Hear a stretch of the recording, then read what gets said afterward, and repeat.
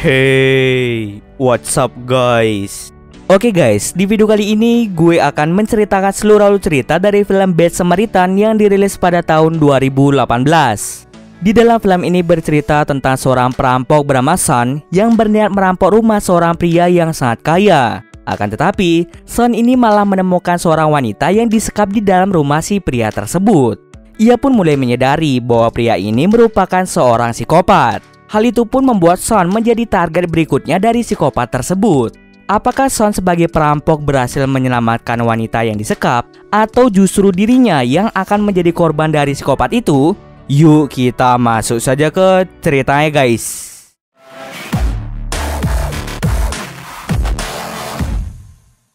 Film ini diawali dengan memperlihatkan seorang pria bernama Son. Setelah lulus SMA, Son lebih memilih untuk tidak melanjutkan kuliah dan bekerja sebagai tukang parkir di sebuah restoran bersama sahabatnya yang bernama Derek. Sebenarnya, Son ini memiliki skill di bidang fotografi. Bahkan, sepupu ayah tirinya menawarkan pekerjaan sebagai fotografi. Akan tetapi, Son menolak pekerjaan itu dan lebih memilih untuk bekerja bersama sahabatnya saja. Son memiliki pacar yang cantik bernama Riley. Saat mereka sedang bersama, Son pernah memotret Riley dalam keadaan setengah telanjang. Ia sempat menolak untuk dipotret, tapi karena Son adalah pacarnya, ia pun menuruti semua kemauan darinya. Kemudian pada saat ulang tahun ibunya, Son memberikan sebuah cincin zamrud yang harganya terbilang sangat mahal. Ibu Son sangat kaget karena Son memberikannya cincin tersebut. Lalu, bagaimana Son dapat membeli cincin itu? Padahal pekerjaannya hanya sebagai tukang parkir dengan penghasilan yang biasa-biasa saja. Nah, sebenarnya selain menjadi tukang parkir, Son dan Derek kerap merampok rumah pelanggan yang telah mempercayakan mobil mereka. Para pelanggan itu biasanya akan meminta mereka berdua untuk memarkirkan mobil mereka. Tapi bukannya memarkirkan mobil, mereka berdua malah merampok rumah pelanggan mereka selagi mereka sedang makan di restoran. Dari aksi merampok itu, Son dan Derek mendapatkan banyak perhiasan dan barang-barang mahal lainnya. Para pelanggan itu tidak akan menyadari bahwa Derek dan Son lah yang telah merampok rumah mereka. Ketika sedang merampok, mereka berdua melakukannya dengan sangat hati-hati. Suatu hari, mereka berdua kedatangan seorang pelanggan dengan mobil yang sangat mewah. Pelanggan itu bernama Kel. Setelah melihat mobil mewah yang dikendarai oleh pria tersebut, Son dan Derek menjadi sangat senang karena mereka yakin bahwa orang itu merupakan orang yang sangat-sangat kaya. Lalu Son dengan cepat masuk ke dalam mobil Kel untuk segera pergi ke rumahnya. Ketika sampai di rumah Kel, ia dengan sangat hati-hati mulai masuk ke dalamnya. Di dalam sana, Son menemukan sebuah black card yang belum diaktifkan. Bagi yang belum tahu, black card adalah sebuah kartu kredit yang hanya bisa dimiliki oleh seorang miliarder dengan penghasilan fantastis. Son dan Derek pun menjadi sangat senang ketika mereka berhasil mengaktifkan kartu tersebut. Setelah berkeliling rumah Kel, Son menemukan sebuah kamar yang dikunci dengan pengaman yang sangat ketat. Mereka mengira bahwa di dalamnya terdapat harta yang berlimpah. Tanpa pikir panjang, Son pun langsung membuka pintu itu dengan menggunakan sebuah kunci. Setelah masuk ke dalam ruangan itu, ternyata di dalamnya terdapat sebuah komputer. Son pun dengan segera memeriksa komputer itu dan berusaha untuk mengambil semua data pribadi milik Kel. Di sana, Son secara tidak sengaja menemukan nomor rekening milik Kel. Karena Son dan Derek ini lumayan pintar dalam melakukan hacking, maka dari itu Son pun berniat memotret nomor rekening tersebut.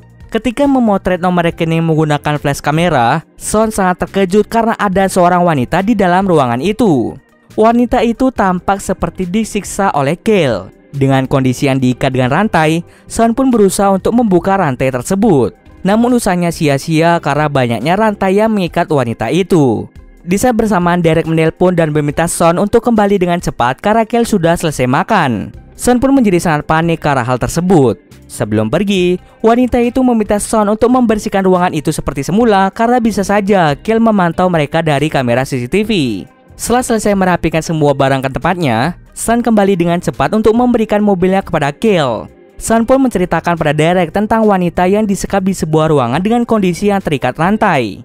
Ia merasa sangat bersalah ketika dia meninggalkan wanita tersebut. Dengan hati yang penuh gelisah, ia pun dengan cepat menelpon polisi untuk segera datang ke alamat rumah Kel. Untuk memastikan agar polisi benar-benar datang ke rumah Kel, dirinya memutuskan untuk memantau rumah Kel dari kejauhan. Sebelum polisi datang, Son sempat mendengar suara teriakan perempuan yang diyakini adalah suara dari wanita yang disekap oleh Kel. Akan tetapi ketika polisi datang, Kill pintar mengelak sehingga para polisi itu tidak jadi memeriksa rumah tersebut.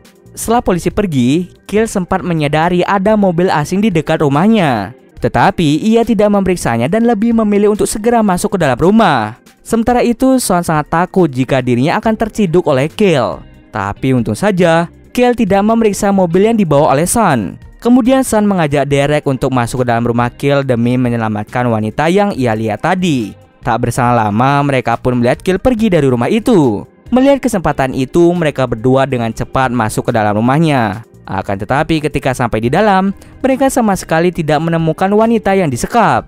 Tak lama setelah mereka masuk, tiba-tiba saja banyak polisi yang datang ke rumah Kill.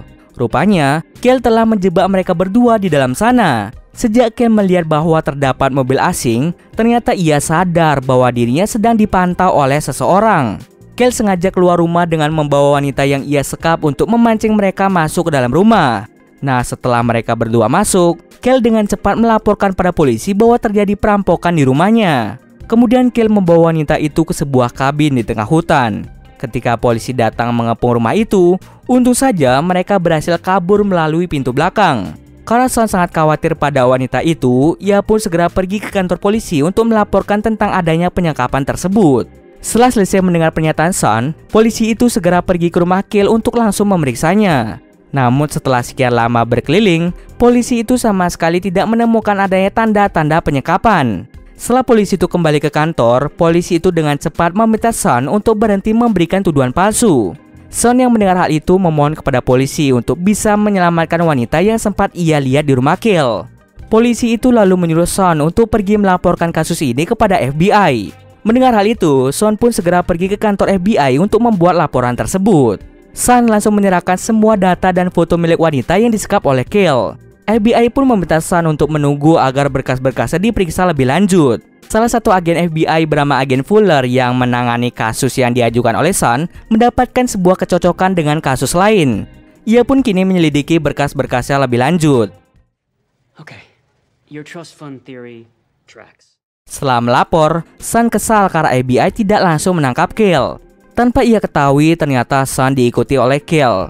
Rupanya sebelum itu, Kill sempat menaruh alat pelacak pada mobil Sean setelah dia mengetahui bahwa Sean adalah orang yang berusaha melaporkannya kepada polisi.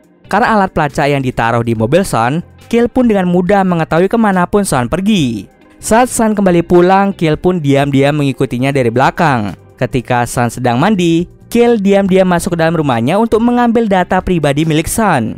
Tidak hanya itu saja, Kill juga mengambil memori kamera Sean yang di dalamnya berisi foto Riley yang dalam keadaan setengah telanjang. Setelah mendapatkan data-data itu, Kill perlahan-lahan mulai menghancurkan hidup dari Sean.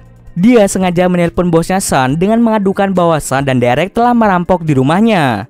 Akibatnya, Sean dan Derek pun dipecat oleh bos mereka. Dia juga membuat hubungan Riley dan Sean menjadi retak dengan cara menyebarkan foto Riley dalam keadaan setengah telanjang ke sosial media. Riley pun menjadi sangat marah pada Sean karena telah menyebar foto pribadi itu.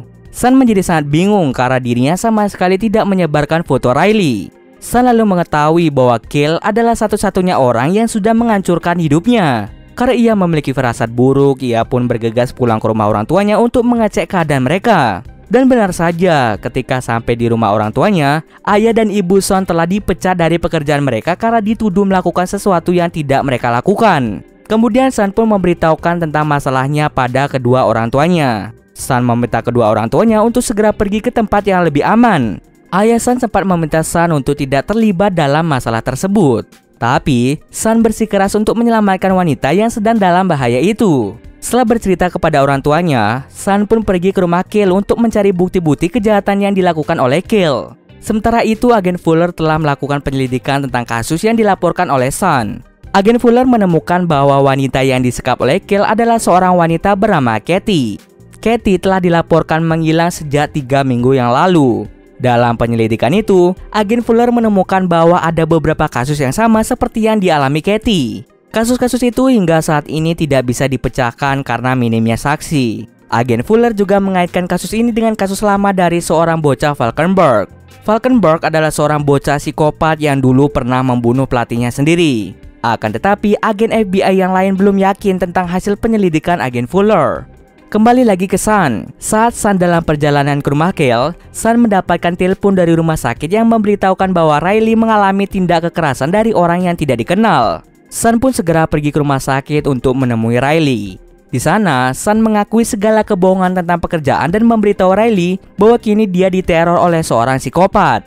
Riley yang masih merasa kesal meminta Sun untuk segera pergi. Dengan perasaan sedih, Sun pergi dari tempat itu untuk melanjutkan perjalanannya ke tempat Kale. Di perjalanan, Sun menelpon Derek untuk memberitahukannya bahwa Kale telah menghancurkan hidupnya. Ketika sedang menelpon, Kale menyelinap masuk ke dalam rumah Derek untuk segera membunuhnya. Dengan cerdiknya, Kale membuat pembunuhan itu seakan-akan Derek melakukan bunuh diri. Saat itu terjadi, Sun berhasil mengambil foto wajah Kale ketika dia menjawab video call dari Sun. Setelah itu, Sun dengan cepat pergi ke rumah Kale untuk mencari bukti-bukti kejahatan yang dilakukan oleh Kale. Akan tetapi di sana dia malah menemukan sebuah bom yang sebentar lagi akan segera meledak. Ia pun dengan cepat mengambil kunci mobil untuk pergi dari rumah itu. Untung saja Sun berhasil menyelamatkan diri dari ledakan bom yang menghancurkan rumah Kale. Dalam perjalanan, Sun mengirimkan foto Kale pada agen Fuller. Kemudian Sun pun segera pergi ke alamat asli Kale yang tertera di rekening Kale. Dan pada akhirnya, ia pun sampai ke sebuah kabin di tengah hutan di mana Katie disekap. Di sisi lain, setelah agen Fuller melihat foto Kale yang dikirim oleh Sun, ia pun menjadi sangat yakin bahwa Kale adalah seorang bocah Valkenburg yang telah dewasa. Valkenburg merupakan anak tunggal dari seorang miliarder. Dahulu dia sangat-sangat menyukai pelatih kudanya. Untuk membuat pelatih kudanya terkesan, Valkenburg mencoba menjinakkan kuda liar. Karena kuda liar itu tidak menuruti keinginan Valkenburg, Valkenburg dengan tega menyiksa kuda liar itu di hadapan pelatihnya hingga mati. Karena takut pelatihnya itu akan mengadukan perbuatannya pada sang ayah, ia pun dengan tega menembak mati pelatihnya itu. Karena obsesi dan trauma di masa lalu, kini Valkenburg membuat seolah-olah manusia adalah kuda yang harus dijinakkan.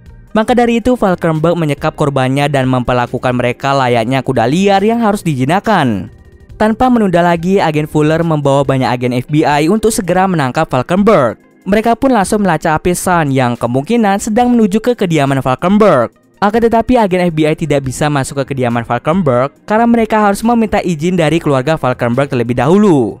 Kembali lagi ke Sun, dia akhirnya berhasil menemukan Katie di dalam sebuah kabin. Ketika ia hendak menyelamatkan Katie, Valkenburg menyerang Sun hingga membuatnya menjadi pingsan. Kemudian Valkenburg membawa Katie ke samping lubang yang letaknya tidak jauh dari kabin itu. Tak lama kemudian, Sun pun terbangun dari pingsannya. Valkenburg menyuruh Sun untuk melihat dirinya yang akan menembak mati Katie. Tanpa ada rasa kasihan, Valkenburg langsung menembak Katie yang membuatnya menjadi terjatuh ke dalam lubang. Ternyata di dalam lubang itu juga terdapat tulang belulang yang diyakini bahwa itu adalah mayat yang dibunuh oleh Valkenburg. Sun sangat sedih ketika melihat Katie ditembak oleh Valkenburg.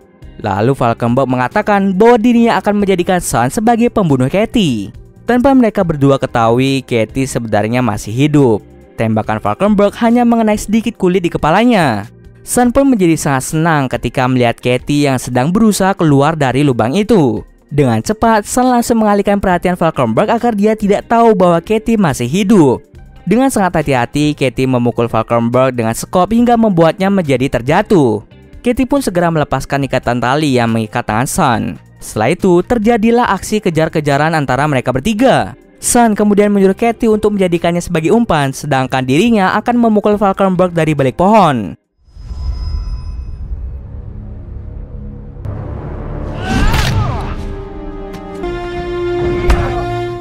Ternyata rencana mereka berhasil yang membuat Valkenburg menjadi pingsan.